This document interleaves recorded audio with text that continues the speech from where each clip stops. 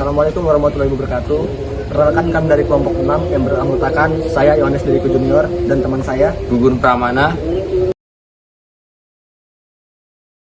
Jadi kami di sini akan menjelaskan tentang Pengaplikasian integral dalam teknik elektro. Mungkin untuk pengertian integral akan dijelaskan oleh teman saya dulu yang bernama Junior. Jadi di sini saya akan menjelaskan tentang pengertian integral. Jadi integral itu merupakan suatu objek matematika yang dapat diinterpretasikan sebagai luas wilayah ataupun generalisasi suatu wilayah. Proses menemukan integral suatu fungsi disebut dengan perintegralan atau integrasi. Integral dibagi menjadi dua, yaitu integral tertentu dan integral tidak tertentu. Jadi matematika yang digunakan untuk menyatakan integral seperti huruf S yang memanjang. S singkatannya adalah sum yang berarti penjumlahan. Oke.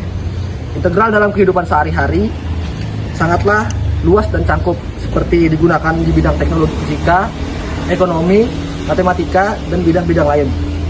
Integral dalam bidang teknologi diantaranya digunakan untuk memecahkan persoalan yang berhubungan dengan volume, panjang kurva, memperkirakan populasi, keluaran, dan usaha gaya dan surplus konsumen.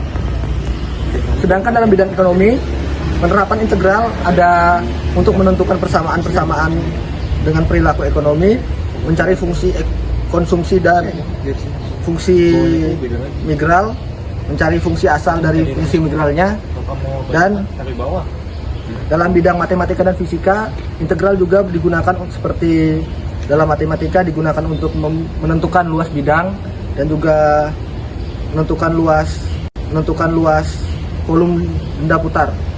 Oke. Integral yang digunakan untuk rangkaian listrik, analisis medan, magnet pada kumparan, dan analisis gaya-gaya. Oke, mungkin itu saja yang dapat saya jelaskan. Untuk pengaplikasian integralnya mungkin akan dijelaskan oleh teman saya Gugun Pramana. Jadi saya akan menjelaskan sedikit tentang pengaplikasian integral dalam teknik elektro di kehidupan kita sehari-hari. Sebenarnya ada banyak pengaplikasiannya dalam bidang teknik elektro, tapi saya akan menjelaskan dua saja. Yaitu yang pertama, arus listrik dalam permukaan tertutup. Ternyata hubungan integral itu dengan arus dan daya listrik itu berkaitan dalam rumusnya, dalam permukaan tertutup dan dalam ruangan. Dan di sini kita akan menjelaskannya sedikit.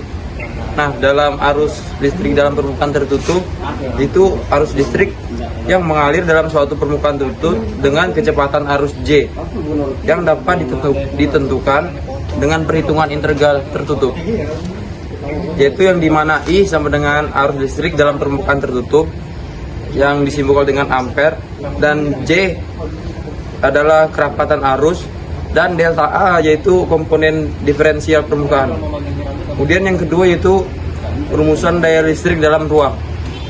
Nah, dalam kasus umum, persamaan P sama dengan V kali I harus diganti dengan perhitungan yang lebih rumit, yaitu integral kali vektor medan listrik dan medan magnet dalam ruang tertentu. Mungkin itu saja yang dapat saya jelaskan sedikit tentang pengaplikasian integral dalam teknik elektro.